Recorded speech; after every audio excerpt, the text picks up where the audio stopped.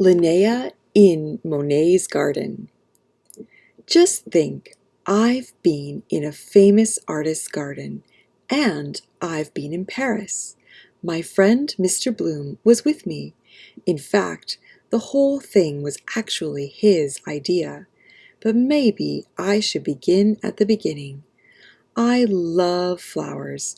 I'm even named after a flower, and I'm interested in everything that grows. That's just the way I am.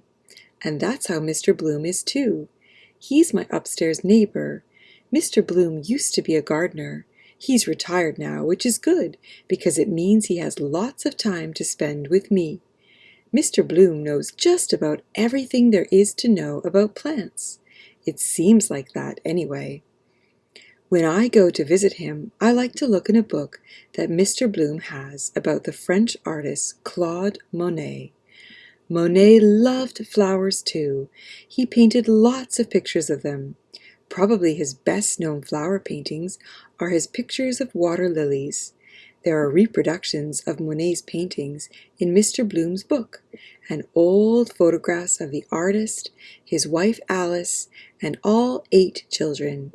There are also pictures of their garden and the big pink house where they lived over 100 years ago. The longer Monet lived there, the more beautiful the garden became. He planted more and more flowers. Later, he used the garden in his paintings. He even had a pond put into the garden so that he could have water lilies to paint. I've looked so often at Mr. Bloom's book that sometimes I think I know them all. Monet, Alice, and the 8 children. And I almost feel that I've been in the big pink house. I can pretend that I have anyway. Mostly I pretend that I'm standing on the Japanese bridge looking at the lily pond. One day I told Mr. Bloom about it.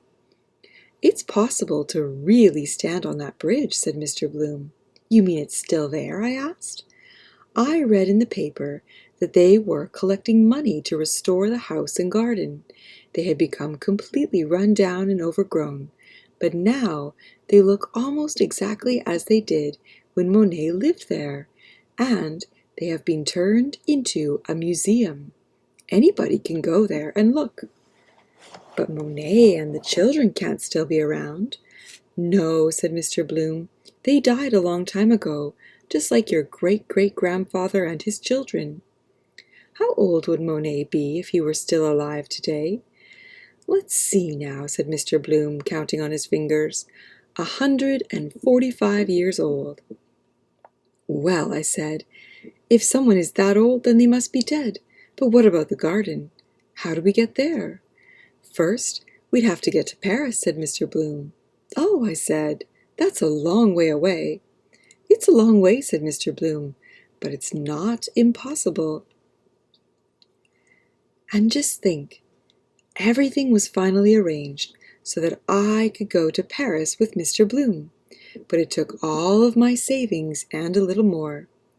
We went in August because Mr. Bloom said the water lilies would be best then. Our hotel was called the Esmeralda.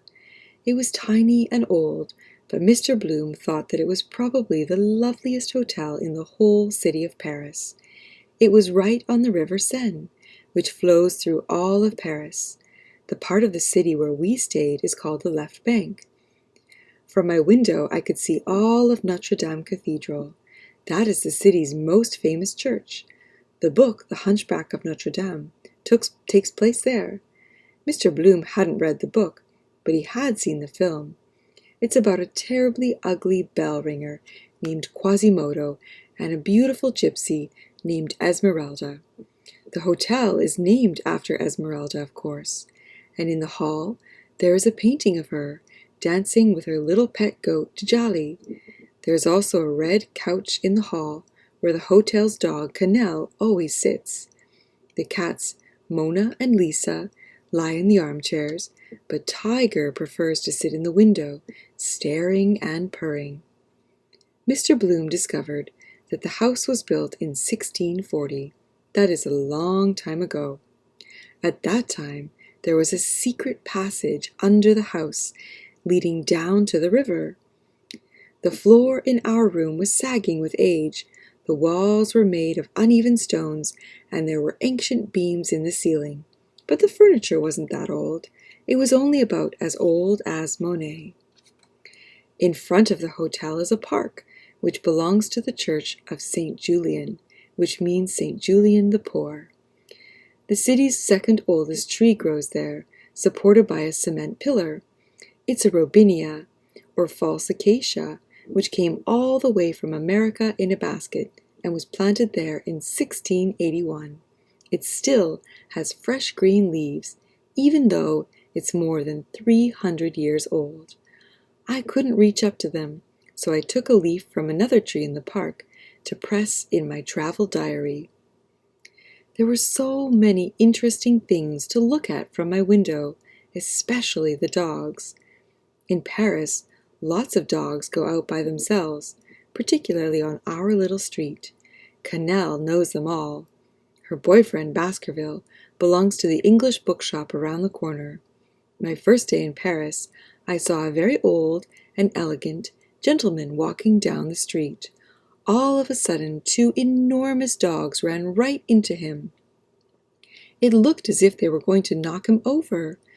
Then Canelle ran out to join them. Soon all 3 dogs were jumping all over the poor man. He managed to break away and continue down the street with the dogs following after him. I found out later that the biggest dog belongs to the old man. He goes walking there several times a day and thinks that it's fun to be almost knocked over by the dogs. He started saying hello to me when he noticed me watching from my window. "Imitate the old man with the dog," I say to Mr. Bloom sometimes, and when he does the imitation, I laugh so much that I almost fall over. But now, on to the most important part, Monet and his flowers. Our first day in Paris, we took the metro, the underground train, to a museum called the Marmottan. Many of Monet's paintings are there. It's one thing to see them in a book, but something quite different to see the real thing. I know that now. The Monet paintings at the Marmottan used to belong to the artist's youngest son, Michel. When Michel was 88 years old, he was run over and killed. Since he didn't have any children of his own, he left his father's paintings to the museum. Most of the pictures are hanging in large rooms downstairs. There we discovered that Monet had not painted only water lilies. He also painted steam engines, churches, mountains, the sea, and people. There were snow paintings too, but I didn't like those very much. "But this one is nice, Mr. Bloom," I said. We were standing in front of a painting with 2 white water lilies. I stepped a little closer to the picture and looked at it. It was then I noticed that the lilies were nothing but blobs and blotches of paint. But when I stepped away again, they turned into real water lilies floating in a pond. Magic! How could he know how to paint like that? I asked Mr. Bloom. He had to stand near the canvas to paint, so how did he know what it would look like from a distance? "Let me think," said Mr. Bloom. "Maybe he tied the brush to a long stick," I suggested. "I don't think so," said Mr. Bloom. "I think that he had practiced painting like that for such a long time that he knew exactly what to do." "Come over here, Linnea," said Mr. Bloom. "You have to look at this." "Why?" I asked, because I hadn't even noticed that little picture before. It was a seascape with some small boats at sunrise. The sun looked like an orange blob. "This is an important painting in art history," explained Mr. Bloom. "It's called Impression Sunrise." Monet painted his impression of sunlight reflected in the water. After that, the art critics, the ones who wrote about art in the newspapers, started calling Monet an impressionist, and they didn't mean it as a compliment. They thought painting impressions of the moment was a waste of time. Painting should be precise and carefully done. They should be a little gray and dark, too. At that time, almost no one liked Monet's paintings. "Oh, what a lot of blobs," people said. They thought they looked messy, sloppy, and unfinished, and such loud colors. But Monet didn't care what they said. He didn't want to mix black into his colors. He wanted to paint his impressions with bright dabs of color that would shine and sparkle on the canvas and make it come alive. And Monet saw that it wasn't only water that sparkled. Leaves could also reflect the sun, and skin, clothes, and even stone walls could shimmer sometimes. But it was water that Monet thought was the most fun to paint. What color is water actually? One moment it looks blue, the next moment it's white. Those were little moments that Monet tried to capture and paint. But it wasn't easy. Those moments disappear so quickly, and it takes so many of them to paint a picture. All his life, Monet tried to paint his own true impression of light. He was never really satisfied with the results, but he never gave up trying. Upstairs in the museum were paintings by Monet's artist friends. The critics also called them Impressionists. One was named Pizarro. Some others were Renoir and Sisley and Berthe Morisot. Berthe was the only woman in their group. In those days, women who wanted to be painters usually ended up keeping house for male artists or becoming their models. Monet and most of his friends were poor, since no one wanted to buy their paintings. There are letters in the museum that Monet wrote begging to borrow money for food, rent, and paints. Imagine! Today people pay a fortune for a Monet painting. In the museum gift shop, I found a poster of my Monet, the one with the white water lilies. Luckily, it didn't cost a fortune. We went downstairs and looked at the real painting again. Then I sat down for a while in front of the painting with the little boat. "Do you think the boat is still there?" I asked Mr. Bloom. "We'll see tomorrow," he said. Early the next morning, we took the metro to the train station called Gare Saint-Lazare. The train left shortly after 8 o'clock. I was a little disappointed that it didn't have a steam engine, as in Monet's painting Gare Saint-Lazare. It took only an hour to get there, following the River Seine. We passed beaches, boats, docks, houses, and lots of hanging trees, weeping willows hanging over the water, and high-rise trees. By that I mean poplars. We got off in the town of Vernon. At the station there were bicycles for rent. You could ride to the village of Giverny, where Monet's house is. "Do you have any child seats for the bicycles?" asked Mr. Bloom. "I'm sorry, sir, there are no child seats," said the man at the bicycle rental. "I can ride by myself," I said. "Not on these busy roads," said Mr. Bloom. "Please, Mr. Bloom?" "When you're older," said Mr. Bloom. "Today we're taking a taxi." "Oh, no, not a taxi," I said. "But first we have to buy some things for our picnic," said Mr. Bloom. "Oh, no, not a picnic," I said. But then we found a nice bakery where we bought a long, thin loaf of bread called a baguette. And what a wonderful cheese shop there was! How could we ever decide which to buy? Finally, we chose a small goat cheese and a somewhat larger cow's milk cheese, in case I didn't like the goat cheese. In another shop, we bought pâté, tomatoes, and nectarines. We bought some mineral water and a little bottle of apple cider for me, plus a small bottle of wine for Mr. Bloom. At the square, we found a taxi that drove over the bridge to the other side of the Seine, and then alongside the river. "Mr. Bloom, look!" I cried. "Look up there. You can see the pink house." And then we were inside. Mr. Bloom paid the entrance fees and left our picnic basket with the lady at the door. I ran ahead of him out into the garden. It's funny with things you've thought about a lot and then finally get to see. They almost always look different. "Mr. Bloom," I said, "it doesn't look anything like I thought it would." "It doesn't?" said Mr. Bloom, a little worried. "No," I said, "because I never could have imagined all of this big and this many flowers.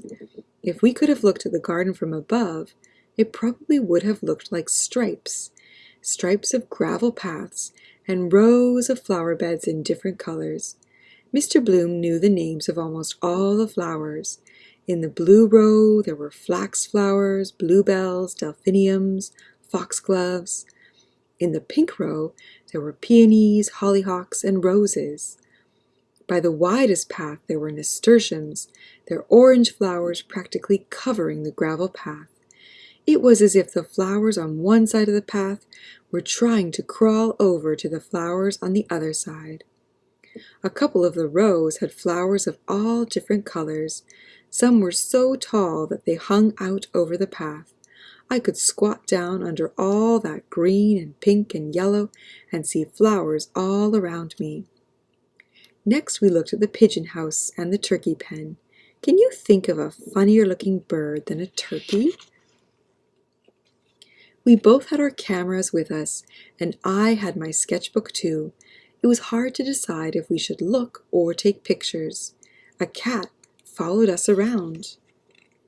You can go inside the pink house and look at Monet's bedroom, but not the children's, and the old studio, and the yellow dining room. Best of all is the blue kitchen. One of the chairs must have been made for a child. I tried sitting on it when nobody was looking. You aren't allowed to take pictures inside the house, but luckily there are postcards of all the different rooms. I sat out on the back steps, as Monet's family used to do. I had seen that in Mr. Bloom's book. We are sitting here and pretending that we are Monet's family, I wrote home on a postcard. The garden is really nice. The flowers are bigger than the ones at home, except for the balsams. Now we're going down to look at the lily pond. Love from Linnea, plus a cat. After we looked at both the garden and the house, the best part was still to come, the lily pond. To get there, we had to cross the garden and go through a tunnel under the main road. "Oh, look, Mr. Bloom," I cried. "There's the Japanese bridge." And when at last we were standing on the bridge, it was so thrilling that there were tears in my eyes, and in Mr. Bloom's. I'm sure I saw a few. "What was it I said?" said Mr. Bloom. "It was possible." "That's right. And now we're really here," I said. "It could never be more now than right now." "If we don't come back another time, that is," said Mr. Bloom. We looked down at all the water lilies, red, pink, and white. Another plant, a wisteria, grew on the bridge itself. I took a leaf to press in my travel diary. "Look there, where the bamboo is growing," said Mr. Bloom. There it was, the little green boat. It looked almost like the picture in the Marmottan Museum. The Monet children used to go rowing in this pond. We saw some big fish swimming around in the water. Mr. Bloom said they were carp. They help keep the pond clean by eating insects and plants. "Let's say we can't look at the bridge again until we've gone around to the other side," I said. "Why?" asked Mr. Bloom. "So we can get our own impression of the bridge, just like Monet," I said. But by the time we got to the other side, all of my impressions were gone and forgotten. A bird had flown by, and a friendly man in a check jacket had said hello, and we had looked at the wheel that opens the floodgate, letting fresh water into the pond from the River Rue. Oh well, I guess I wouldn't make much of an impressionist. Neither would Mr. Bloom. But Monet practiced capturing impressions. Every day he studied his bridge.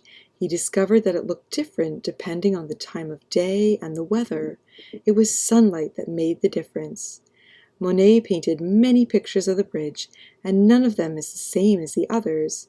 He would take several canvases with him, painting a little on each one as the sun rose higher in the sky. People thought he was strange, painting the same bridge over and over again.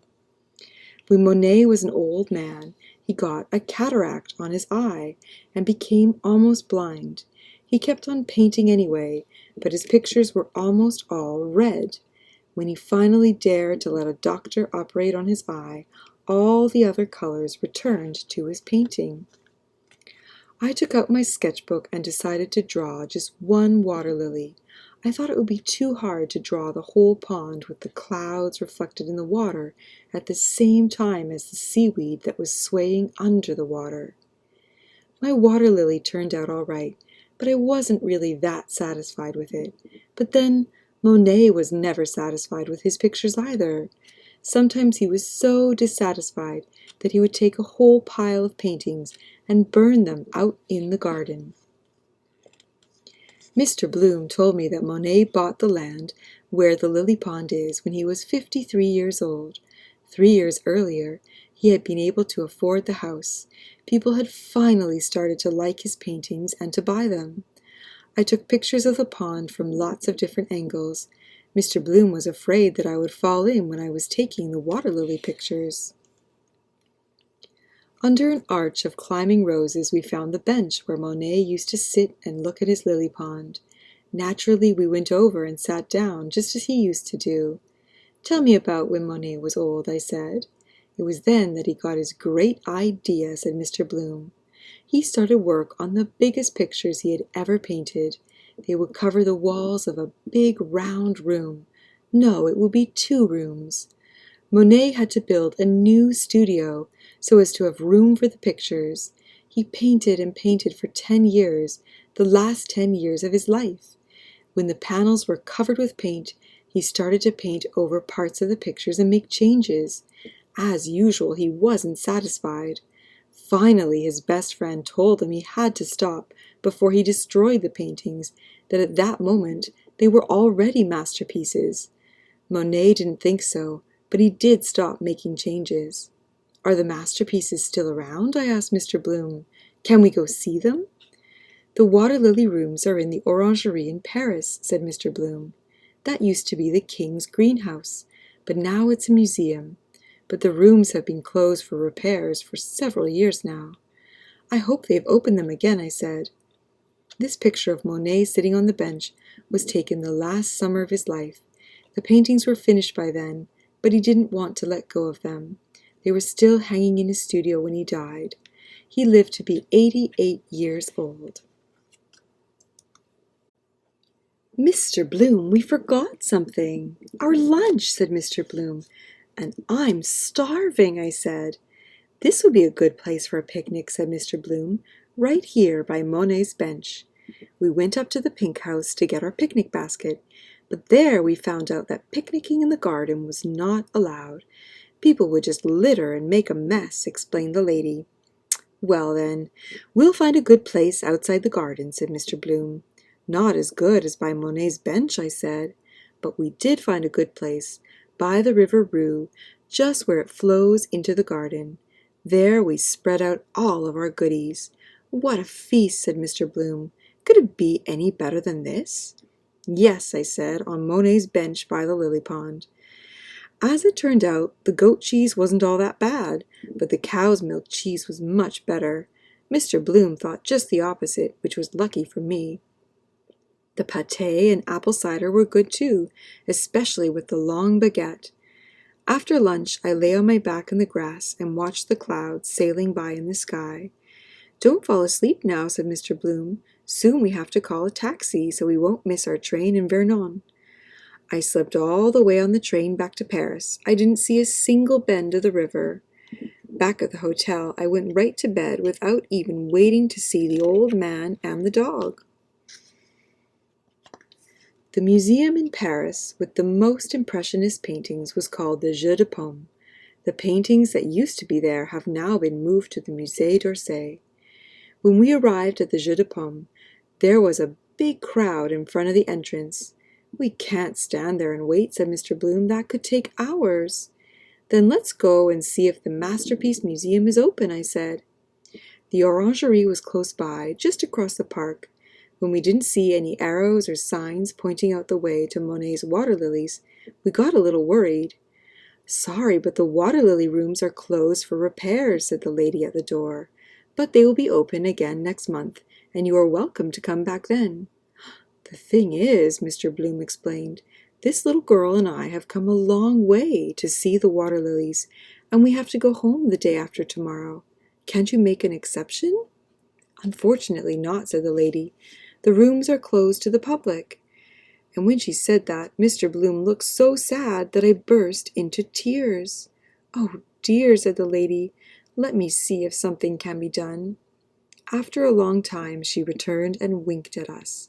"My boss has made an exception for you, sir, and for the young lady.